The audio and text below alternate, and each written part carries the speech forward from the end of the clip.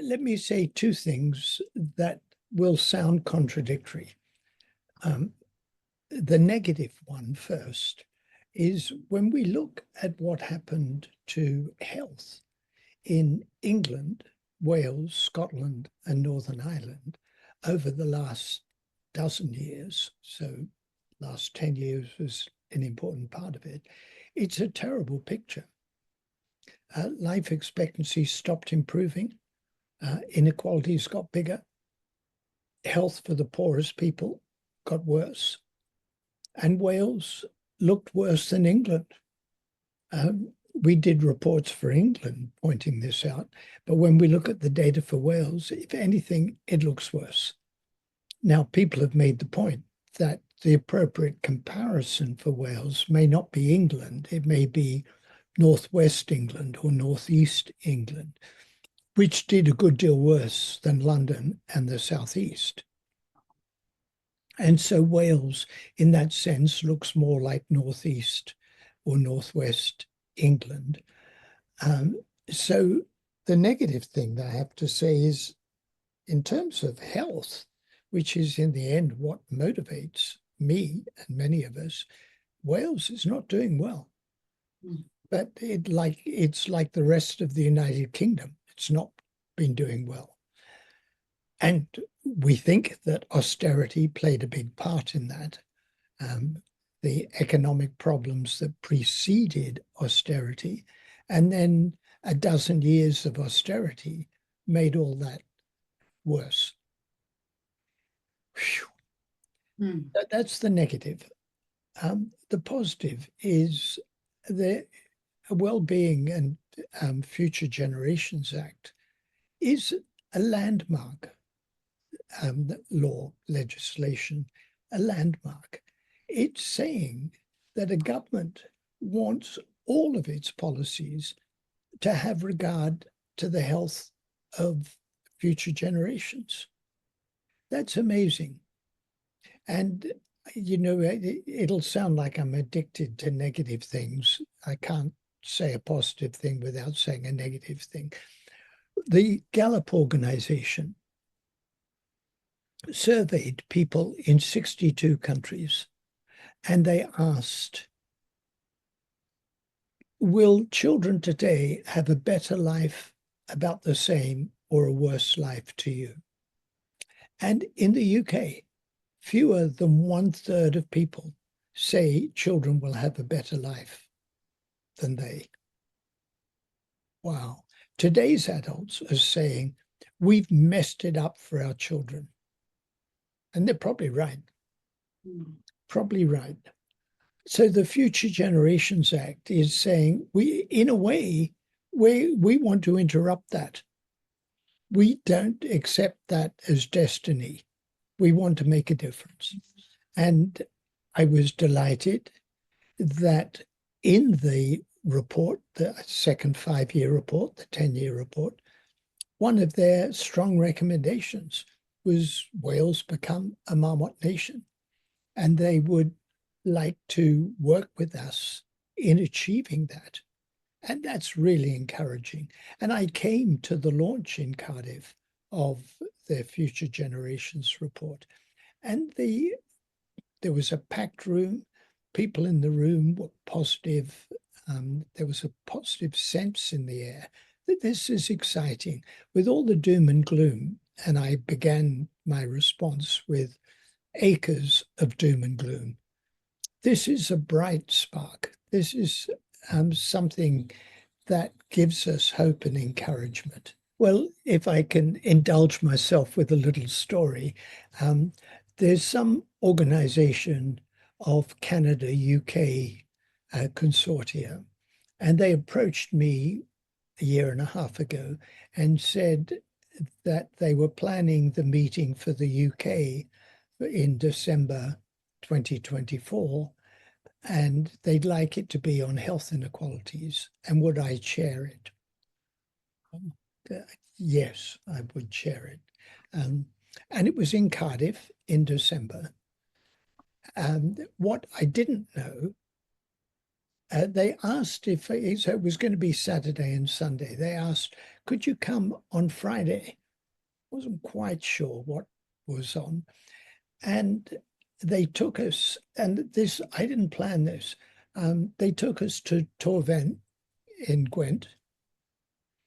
And big sign, welcome to WAHWN, a Marmot community. I hid under the table with embarrassment that these high-level Canadian visitors, former ambassadors and health leaders and the like, were all going to be exposed to this Marmot stuff. They loved it because what they saw was committed people in health, in social care, in local government, in the voluntary and community sector, young people, older people. What they saw was committed people trying to make a difference to their community. Wow. And when the teenagers took us on a little tour, as you probably know, that WAHWN is a UNESCO heritage site, former mining community. And they said, this is the chapel where the men's choir sang, and this is the co-op, and this is the, it was lovely, absolutely lovely. And these young people engaged and active and committed. And our visitors, the UK visitors as well, were really moved by it all. So what has to happen? That's a key part of what has to happen. Pride in local communities, engaging young people, community services. And we need government to come in behind it. It needs proper government action. But the absolute necessity of engaging communities like they are being engaged in Gwent is going to be a vital part of what happens in the future. We need to have a broader approach to prevention. When people who are planning health services talk about prevention, they talk about important things, smoking, obesity, diet, very important, or they talk about secondary prevention. People who are sick, making sure that when they go out of hospital, they do important things. Very important. But by my lights, that's not enough. We've got to, prevention means improving society. You said a few moments ago what happened in the 80s and 90s with deindustrialization and the economic problems. Prevention means creating the conditions that enable people to have lives of dignity. That's prevention. Creating the conditions for every child to have a flourishing future. That's prevention. It's not just saying we really need to get the smoking rates down further, or important as that is. And clean air, absolutely vital. But my whole approach is we need to create the conditions for people to have lives of dignity and for children to have the prospect of a flourishing future.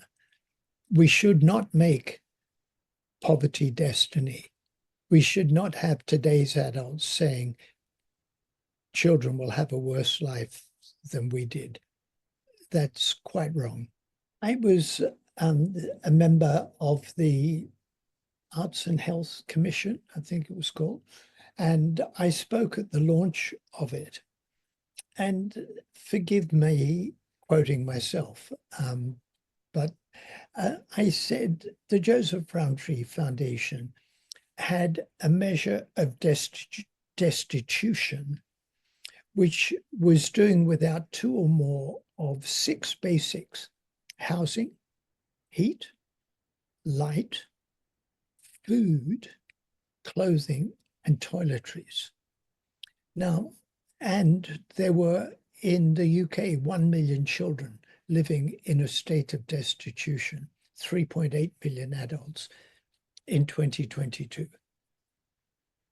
And I said, I am not signed up to the notion of hierarchy of needs. Let's get those 6 basics right, and then we'll worry about creativity and interesting life. We need to do them at the same time. I said, man does not live by toothpaste alone. So we need to meet the basics, but we need more than the basics. We need people to give vent to their creativity, to enjoy communal things. I mentioned before in WAHWN, they talked to us about, the men's choir. Well, yeah, very important. All of this is important. And what do you do after a hard day's work, assuming you have work? Well, ideally, there are interesting, creative things to do, which is part of a good life. It can take various forms. There are important questions about whether support of a sports team counts. Well, it's better than not supporting it, than not being involved. My prejudice is that being actively involved is probably better than being passively involved. So if we're talking about sports, being actively involved in sports, not just supporting a team, actively involved in creative activities, absolutely vital. So I think I'm not signed up to the idea of a hierarchy of needs. Get the basics right, and then we'll worry about beauty and creativity, wonder. No, wonder, beauty, creativity are part of a flourishing life. We need to be doing those at the same time. Well, I think, it's part of what makes society society. It's part of what we are as a species. We're not just about meeting the basics.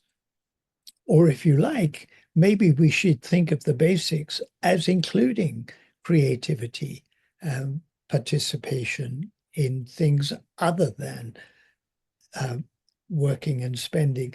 I didn't know where the quote came from. I heard somebody involved in rehabilitation of drug users use it. And then I heard it, Jacinda Ardern, who's doing a tour to promote her book, the former Prime Minister of New Zealand. And she quoted, whether it came from him or not, I don't know, a former New Zealand political leader who said, we need somewhere to live, something to do, someone to love, and something to hope for. Well, yeah, I think all of that. And I think doing more than the simple basics, something to hope for, life that's more than drudgery. The arts are part of that, somewhere to live, something to do, work and creative activities, someone to love, and something to hope for. If you want to improve health of the population, if that is your mission, then you have to do more than invest in the healthcare system. And I've been asked by policymakers, how do you communicate this? What do you do? And I say 3 things, and that I say this to policymakers: tell the truth, argue from the evidence, and recognizing that what we are doing is in pursuit of social justice, trying to improve the health of everybody, but particularly of those most disadvantaged, is pursuing social justice. And that's what we would like policymakers to be doing.